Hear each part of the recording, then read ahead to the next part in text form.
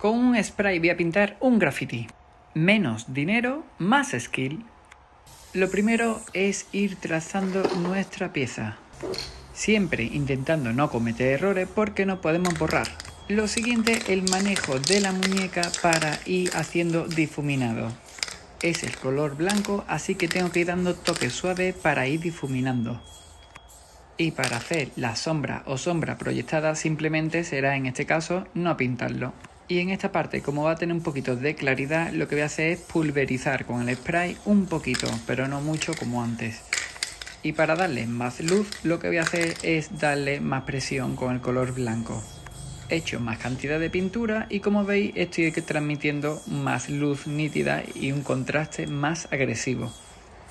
Y en esta parte, que es donde estaría dándoles más luz y claridad, pues daría un poquito más, intentando no salirnos de fuera porque si no luego se vería todo sucio.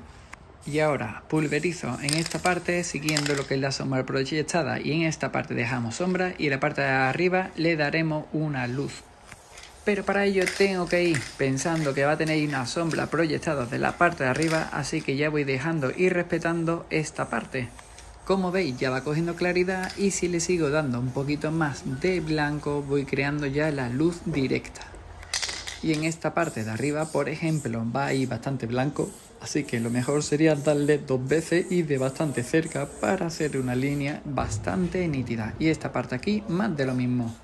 Teniendo en cuenta que va a tener también una luz proyectada de esta parte, voy creando ya la luz, la claridad y la sombra directamente. Y aquí, que le estaría dando la luz, pues lo voy a dar ya bastante blanco. Como veis, es el mismo bote spray, pero depende de lo que apriete o la distancia, va a ir creando o una claridad o una luz. Como veis, ya va cogiendo todo esto bastante volumen. Y esta parte de aquí, mucha más luz.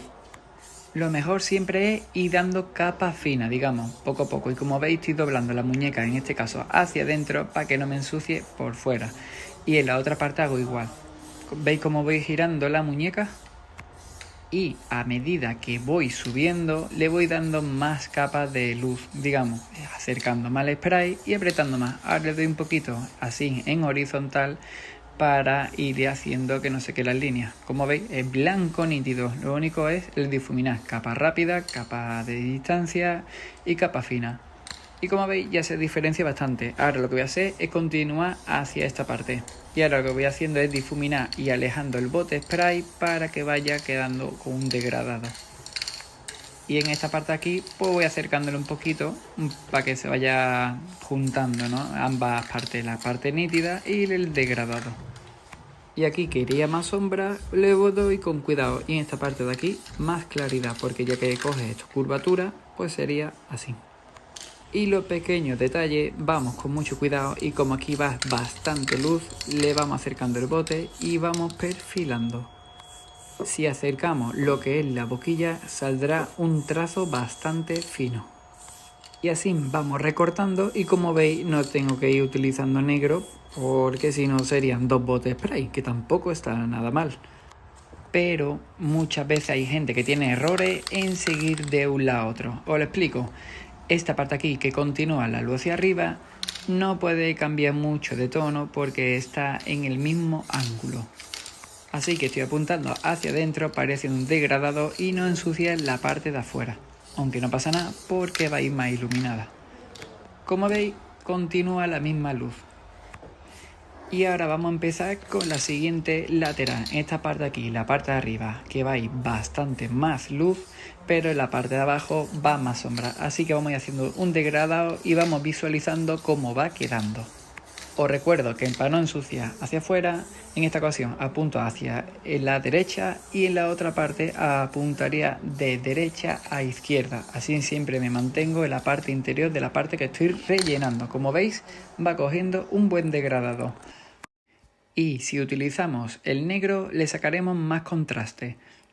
Os lo voy a enseñar en este vídeo, aunque no es necesario porque ya he ido utilizando mis propios skills, digamos, las habilidades para ir manteniendo el trazo, creando sombras, luces, pero con esto se puede potenciar y sacarle un mejor provecho.